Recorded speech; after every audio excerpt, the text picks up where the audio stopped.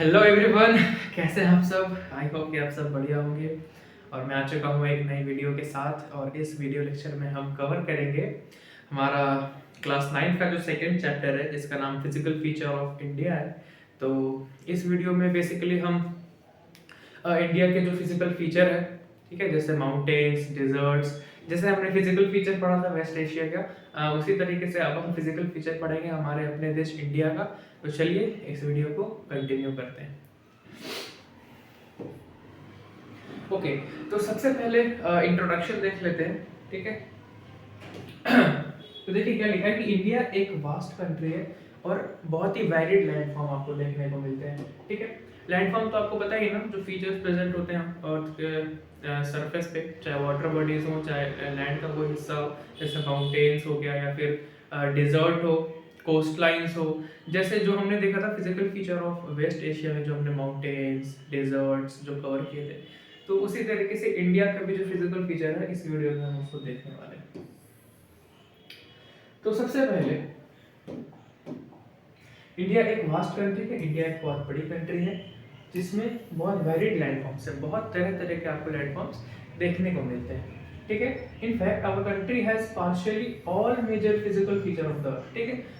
Basically जो भी important physical features होते हैं ना हमारे इंडिया में, वो सारे हैं। हमारा जो देश है ना वो गॉड गिफ्टेड है, मतलब हर तरीके के फिजिकल फीचर्स यहाँ आपको मौजूद मिलेंगे। जैसे यहाँ पे आपको माउंटेन्स भी मिलेगा, यहाँ पे आपको प्लेन्स भी मिलेंगे जिसपे आप एग्रीकल्चर कर सकते हैं, यहाँ पे आपको डेजर्ट्स भी मिलेंगे, यहाँ पे आपको प्लेट्यूज भी मिलेंगे और यहाँ पे आपको आइलैंड्स भी मिलेंगे, है ना।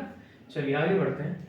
जियोलॉजिकली, ठीक है, अगर हम अर्थ हिस्ट्री को पूरा देखें तो जो हमारा पेनिनसुलर प्लेट्यू है ना, हमारा पेनिनसुलर प्लेट्यू, मैंने बताया था कि पेनिनसुला क्या होता है, लैंड का वो हिस्सा जो 3 साइड से पानी से घिरा होता है। बेसिकली हम उसे क्या बोलते हैं, हम उसे पेनिनसुला बोलते हैं, ठीक है। तो अगर हम पेनिनसुलर प्लेट्यू की बात करें, जैसे अगर आप मैं इंडिया का इमेज बनाऊं पेनिनसुला का,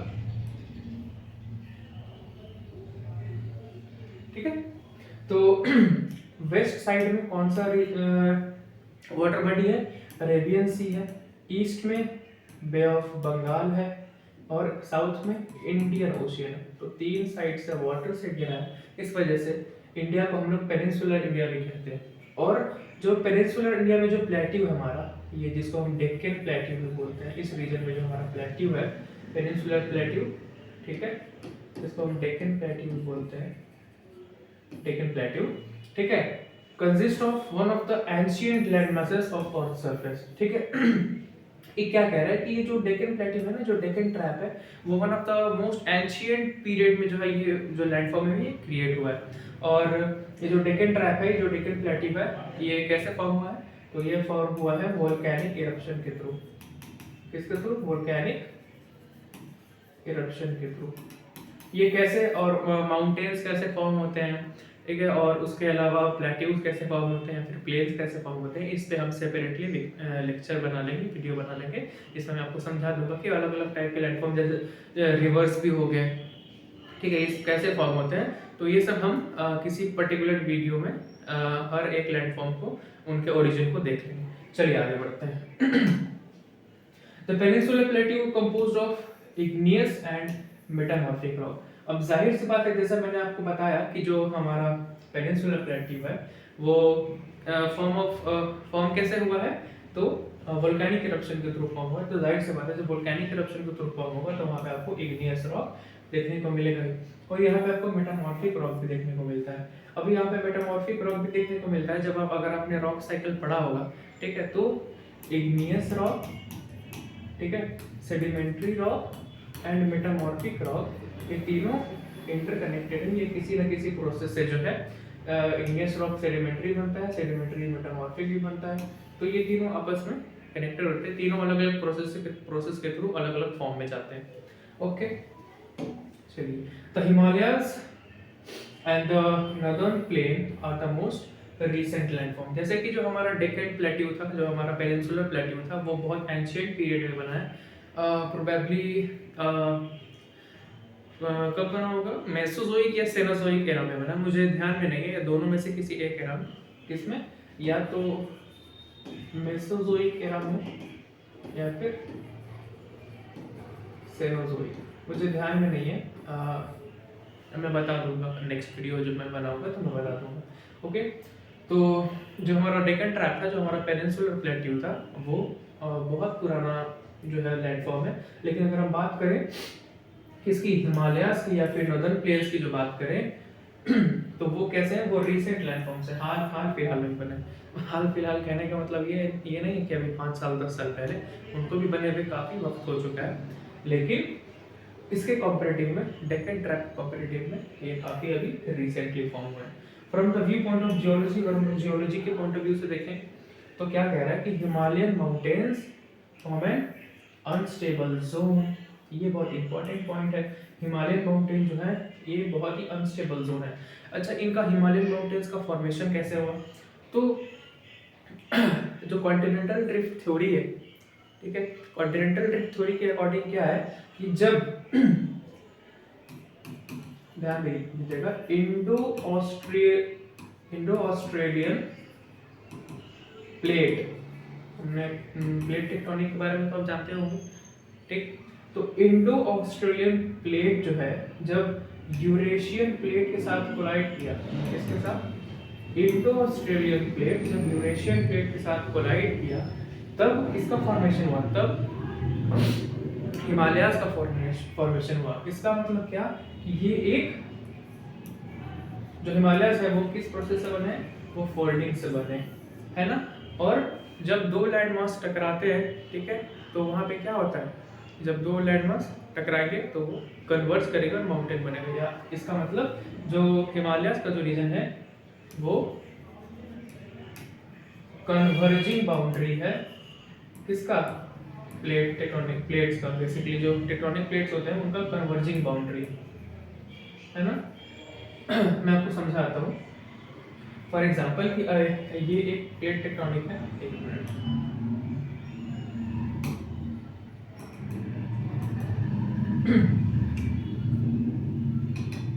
अगर ये एक प्लेट टेक्टोनिक है और ये एक दूसरा प्लेट है, अगर ये एक दूसरे की तरफ आ रहा है यानी अगर कन्वर्ज कर रहा है तो उसको कन्वर्जिंग प्लेट बोलते हैं, ठीक है।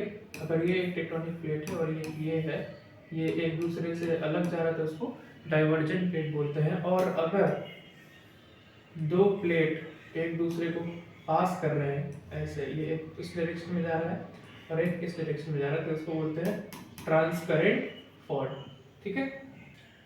ये कन्वर्जिंग हो गया, ये डाइवर्जिंग हो गया और ये ट्रांसकरेंट हो गया। ओके, तो ये कुछ एक्स्ट्रा जो है आपको मैंने इंफॉर्मेशन दे दी। आगे बढ़ते हैं। तो ये अनस्टेबल जोन है बेसिकली, यहाँ पे अर्थक्वेक बहुत ज़्यादा आते हैं, क्योंकि ये क्या है, ये एक बेसिकली जो प्लेट है उसका बाउंड्री है, जो प्लेट टेक्टोनिक होता है उसका बाउंड्री है। तो जहाँ पे भी बाउंड्रीज होते हैं वहाँ पे अर्थक्वेक जो है वो ज़्यादा मात्रा में आता है। जैसे अभी हाल फिलहाल में ही काफ़ी अर्थक्वेक्स आए हैं, तो और उसका जो ओरिजिन है वो कहाँ का है, तो वो नेपाल का था। और जाहिर सी बात है नेपाल पूरा माउंटेनियस जोन है, हिमालयन रेंज जोन है, तो बेसिकली उस वजह से वो वोल्केनो, ये क्या बोलते हैं, अर्थक्वेक्स आए थे। The northern plains are formed of alluvial deposits। जो नॉर्दर्न प्लेन्स हैं, ठीक है, जैसे जो हमारा इंडिया का जो नॉर्थ का जो हिस्सा है, जैसे कौन कौन से स्टेट आते हैं, यूपी आ जाएगा, बिहार आ जाएगा, वेस्ट बंगाल आ जाएगा उसमें, ठीक है। ये सब जो स्टेट्स हैं ये कैसे, तो ये जो नॉर्दर्न प्लेन का जो इलाका है यहाँ पे एलुवियल डिपॉजिट्स आता है, ठीक है। एलुवियम क्या होता है ये हम आगे देखेंगे। बेसिकली मैं आपको समझा देता हूँ कि जब रिवर, ठीक है, माउंटेन से जब बह रही होती है तो वो इतने ज़्यादा फोर्स के साथ बहती है कि वो अपने साथ जितने भी चट्टान होते हैं उसको अपने साथ तोड़ते हुए ले आती है। और जाहिर सी बात है जो रॉक्स होंगे उनमें मिनरल्स मौजूद होता है, तो बहुत सारे प्रोसेसेस के थ्रू क्या होता है, बड़े बड़े चट्टान जैसे प्रोसेस हो गया, हाइड्रोलिक एक्शन होता है, एट्रीशन होता है, ये कुछ हायर लेवल की चीज़ है, ये आप अगर ग्रेजुएशन में जाएंगे तो इसमें पढ़ेंगे। तो हाइड्रोलिक एक्शन, एट्रीशन, इन सारी चीज़ों की वजह से क्या होता है ना कि जो बड़े बड़े चंक्स हैं पत्थर के, पहाड़ के, रॉक्स के, वो छोटे छोटे टुकड़े में सेडिमेंट, ये छोटे छोटे टुकड़े में बढ़ जाते हैं और वो वाटर के साथ फ्लो करते रहते हैं और वो क्या, और उसमें मिनरल्स मौजूद होता है, तो कंसोलिडेट हो गए। उसको जब रिवर का स्पीड स्लो होता है ना तो उस सेडिमेंट को डिपॉजिट करते जाते हैं, जो कि बहुत ज़्यादा फर्टाइल होता है, एग्रीकल्चर करने के लिए काफ़ी ज़्यादा हेल्पफुल होता है। तो जो नॉर्दर्न प्लेन है हमारा वो क्या है, एलुवियल डिपॉजिट से भरा हुआ है। चलिए आगे बढ़ते हैं।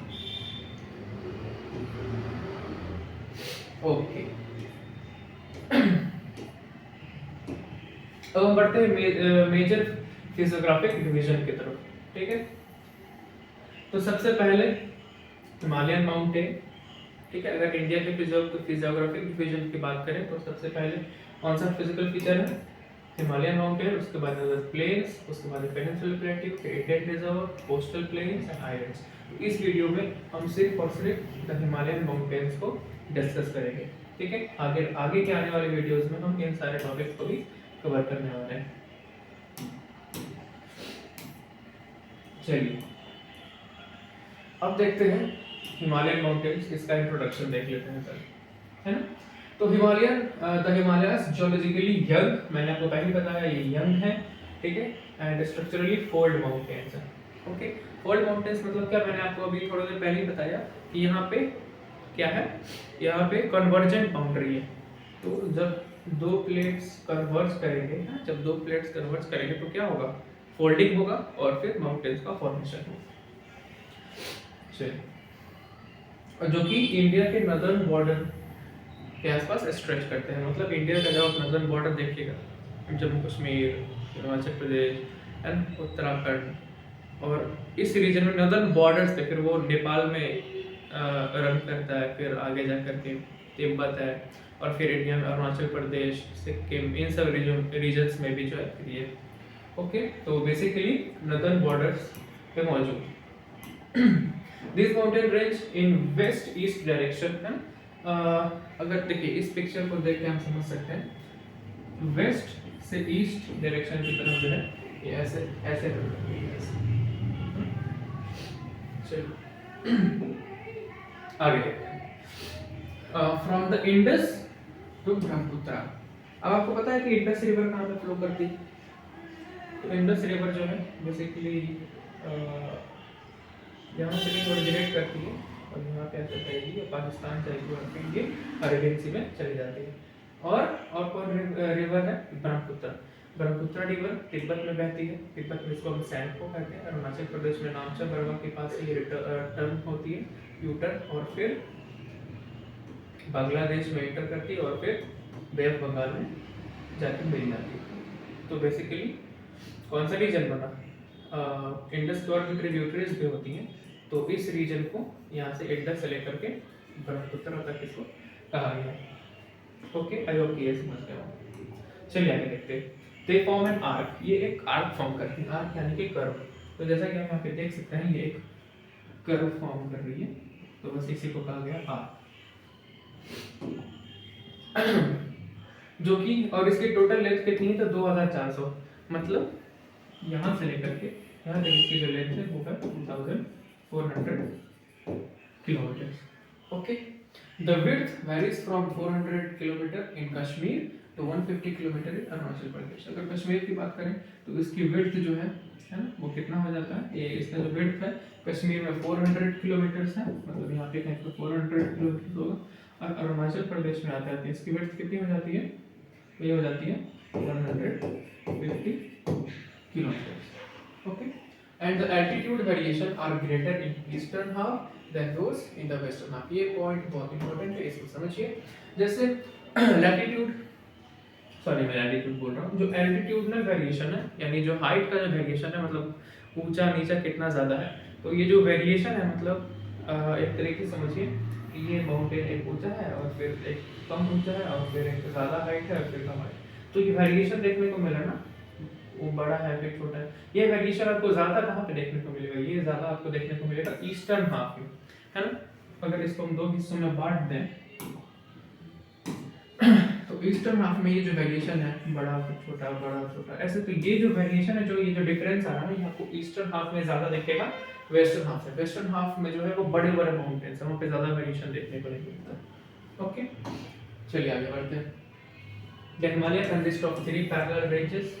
ओके, तो ये जो हिमालय है ये पूरा ये 3 पैरेलल रेंजेस में डिवाइडेड है। ये पैरेलल 1, ये 2, ये 2 और फिर ये 3, तो 3 पैरेलल रेंजेस हैं। सबसे पहले हिमाद्री, जिसको हम लोग ग्रेटर हिमालयस का, उसके बाद हिमाचल जिसको लेसर हिमालय पे बोलते हैं, और उसके बाद क्या शिवालिक से। तो अब एक एक करके हम तीनों को डिस्कस करते हैं। चलिए, सबसे पहले हम लोग डिस्कस करेंगे हिमाद्री को, है ना। तो शुरू करते हैं। द नॉर्दर्न मोस्ट रेंज, ठीक है, जैसे कि आप पिछले इमेज में देखे भी थे, यहाँ पे जो इमेज था 3 रेंजेस बने हुए थे कुछ इस तरीके से, है ना। तो फर्स्ट रेंज जो नॉर्दर्न मोस्ट रेंज है उसको हम क्या बोलते हैं, ग्रेटर या फिर इनर हिमालय, है ना, या फिर हिमाद्री भी बोलते हैं इसको, क्या बोलते हैं, हिमाद्री। ओके, और ये जो है ये मोस्ट कॉन्टिन्यूअस रेंज है, ठीक है, मतलब रेटिंग में लगातार चल रहा है, कहीं पे भी ब्रेकेज नहीं है ना। मोस्ट कॉन्टिन्यूअस रेंज है, इसमें लोफ्टीएस्ट पीक्स है, लोफ्टी मतलब बहुत ऊंची ऊंची पीक्स है, लेकिन एवरेज हाइट, और एवरेज हाइट कितना है हिमाद्री का, याद रखिएगा, एवरेज हाइट है 6000 metres. It contains all prominent Himalayan peaks. तो हिमाद्री जो है सबसे जो नॉर्दर्न मोस्ट जो माउंटेन रेंज है उसकी एवरेज एलिवेशन या हाइट कितनी होती है, 6000 मीटर्स, और इसमें बहुत सारे इंपॉर्टेंट हिमालयन पीक्स भी हैं। फॉर एग्जांपल कौन कौन से हो जाएंगे, इंपॉर्टेंट पीक्स कौन से हो जाएंगे, तो अगर हम बात करें तो देख लीजिए, इंडिया में अगर हम देखें तो कंचनजंगा ये इंडिया में है, कौन से स्टेट में है, ये सिक्किम में है। ओके, उसके अलावा आप यहाँ पे नंगा पर्वत है, ठीक है, नंदा देवी है, कामेत है, नामचा बरवा है, तो ये सब प्रोमिनेंट पीक्स है। ओके, उसके अलावा हम अगर बात करें the fold of the great Himalayas are asymmetrical in nature. Okay, ये भी इंपॉर्टेंट पॉइंट है, इसको मैं समझाता हूँ, है ना। अच्छा, जब आप माउंटेन्स देखते होंगे तो वो आपको ये ऐसे देखते होंगे, है ना। इसको जब भी हम बचपन में ड्राइंग करते थे, जो हम बेसिक जो लैंडस्केप बनाते थे इस टाइप का, ये माउंटेन है, यहाँ से ऐसे सन निकल गया, ऐसे यहाँ से नदी बह रही है, तो ये जब हम बनाते थे तो आपको ध्यान होगा कि जब माउंटेन बनाते थे तो इस तरीके से एकदम सिमेट्रिकल बनाते थे, है ना। लेकिन जो ग्रेटर हिमालयस है ना, वो बेसिकली एसिमेट्रिकल इन नेचर है, मतलब ये कुछ इस तरीके से होंगे, ऐसे, है ना, एक साइड से जेंटल स्लोप और एक साइड से स्टीप स्लोप। जेंटल स्लोप मतलब जो ढलान है, जो स्लोप है वो जेंटल है, एकदम स्टीप नहीं है, और इसका जब देखेगा तो ये स्टीप स्लोप है, तो उसको बोलते हैं asymmetrical. Okay, greater Himalayas are composed of granite. Greater Himalayas जो है वो ग्रेनाइट से बने हुए हैं, और ग्रेनाइट किस तरीके से बनता है, तो ये इग्नियस रॉक का एक फॉर्म होता है ना। चूंकि हम बताए थे कि जब आप रॉक्स पढ़ेंगे ना तो आप इसको समझेंगे कि इग्नियस रॉक से जो है ग्रेनाइट्स कैसे बनते हैं। बेसिकली यहाँ पे डिफरेंस आ जाता है टेम्परेचर का, और इंट्रूसिव है या फिर एक्सट्रूसिव है, तो वहाँ पे डिफरेंस आ जाता है रॉक्स में। अलग अलग टेम्परेचर के अकॉर्डिंग अलग अलग रॉक्स बनते हैं, और या फिर अर्थ के अंदर बन रहे हैं यानी इंट्रूसिव रॉक्स हैं तो उनका अलग कैरेक्टरिस्टिक्स होता है, ठीक है, और सरफेस के बाहर बन रहे हैं जिसको एक्सट्रूसिव रॉक बोलते हैं तो उसका कैरेक्टरिस्टिक्स अलग होता है। तो वो हम लोग रॉक्स में पढ़ेंगे जब हम उसको डिस्कस करेंगे, तो ठीक है। Okay, it is perennially snow bounded, ठीक है, हमेशा पेरिनियली मतलब लॉन्ग टाइम के लिए, ज्यादातर जो होते हैं ये स्नो बाउंडेड होते हैं, हमेशा इनमें बर्फ जमा होता है। And number of glacier descend from this range, ठीक है, और बहुत सारे ग्लेशियर्स जो हैं ये हिमाद्री जो रेंज है हमारा यहाँ से निकलते हैं, ठीक है, सॉरी यहाँ पे फॉर्म कौन कौन से, जैसे गंगोत्री और यमुनोत्री, है ना। अब ये तो बहुत इंपॉर्टेंट ग्लेशियर्स है। गंगोत्री ग्लेशियर से गंगा रिवर ओरिजिनेट करती है, और यमुनोत्री ग्लेशियर से यमुना रिवर ओरिजिनेट करती है। ओके, अब माउंटेन पासेस की बात करें तो कुछ इंपॉर्टेंट पासेस जैसे शिपकीला एंड नाथुला, ये कुछ इंपॉर्टेंट माउंटेन पासेस हैं। माउंटेन पासेस क्या होते हैं, तो बेसिकली माउंटेन्स के जो बीच के जो एरियाज होते हैं, जो खाली जगह होते हैं, है ना, जो कि इरोजनल एक लैंडफॉर्म आप कह सकते हैं, जो ग्लेशियर्स के द्वारा जो इरोजन होता है ना उसके उस वजह से जो ये माउंटेन पासेस बनते हैं। ओके, चलिए अब हम आगे बढ़ते हैं।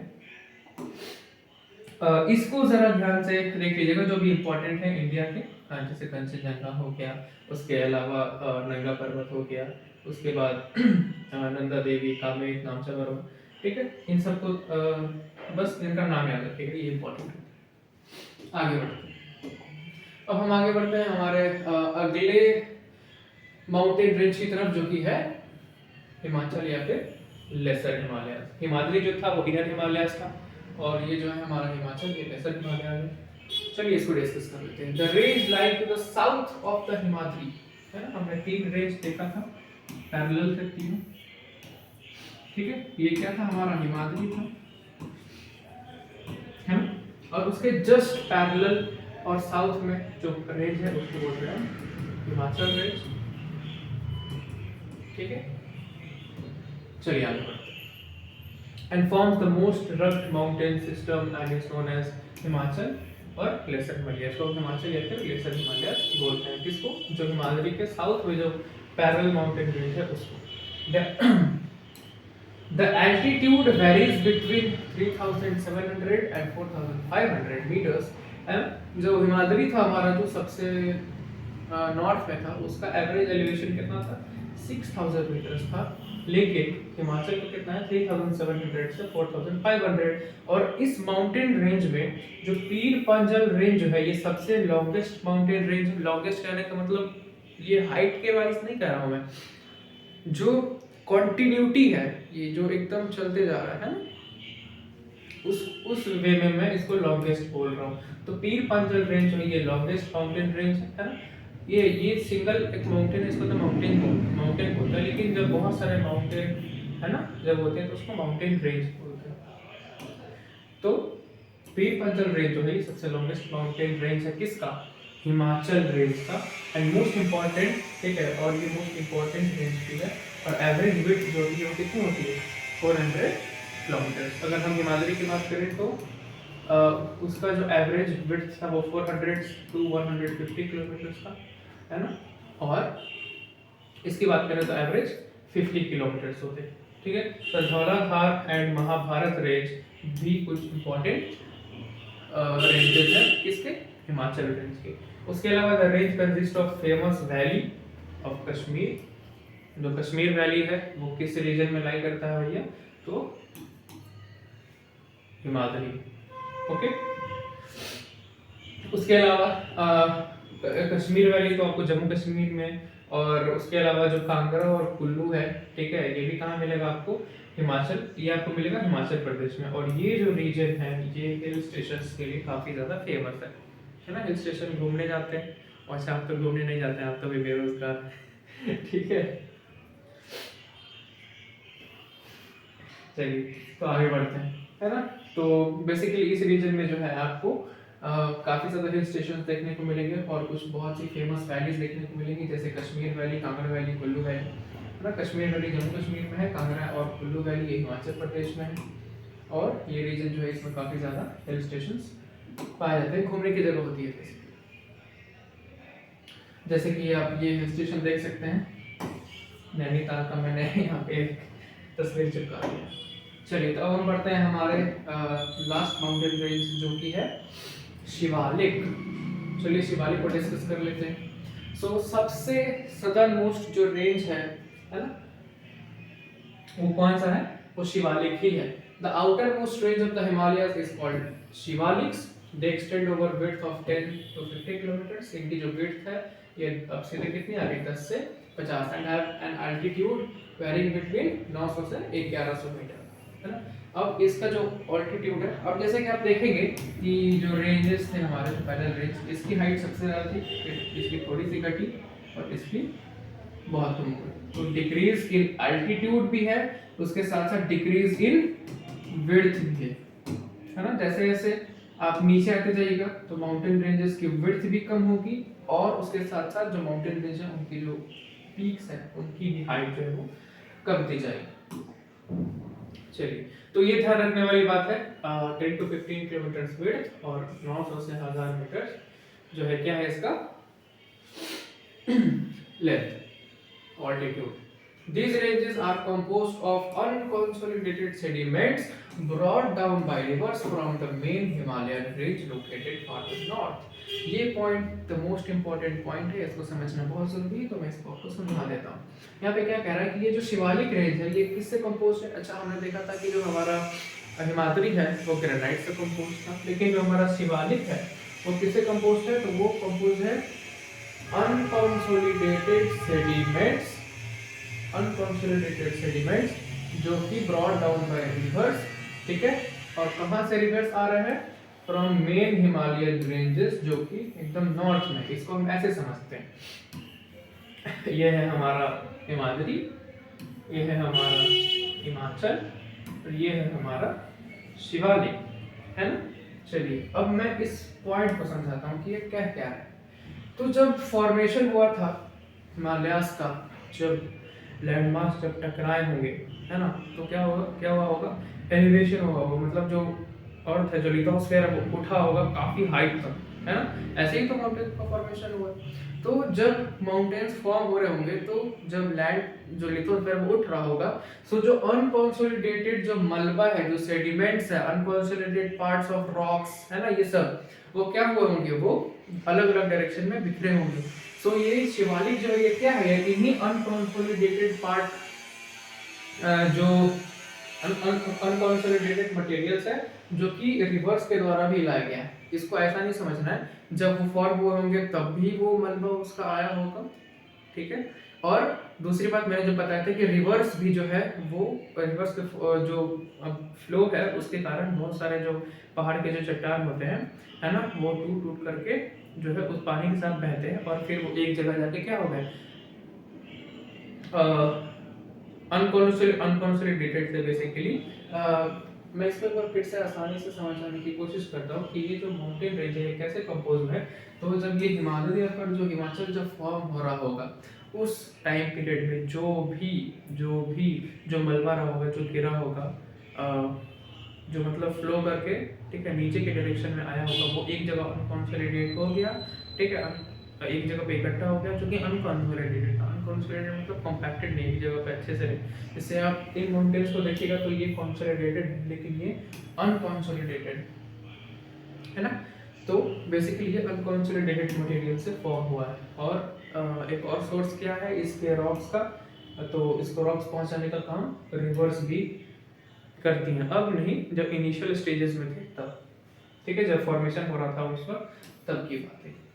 Okay, these valleys are covered with thick gravel and alluvium। और ये जो वैलीज होती हैं, ठीक है, वैलीज दो माउंटेन रेंजेस के बीच में जो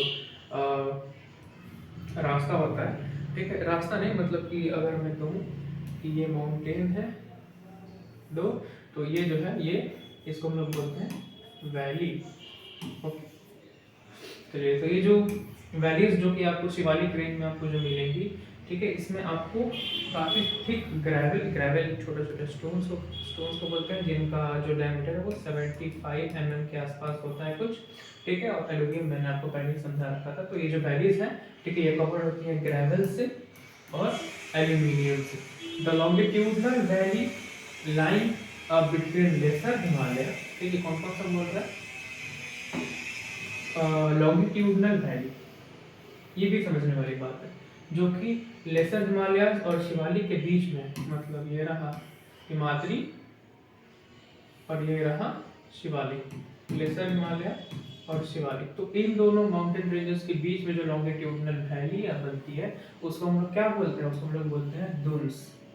दुन्स बेसिकली अगर मैं आपको समझाऊं, तो अभी तो मैं 3D बना के समझा नहीं सकता हूँ। तो अगर हम इमेजिन करें, ठीक है, अगर हम दो माउंटेन रेंजेस को टॉप व्यू से देखें कि एक माउंटेन रेंज ऐसे चल रहा है, फॉर एग्जाम्पल अगर मैं समझाऊँ आपको कि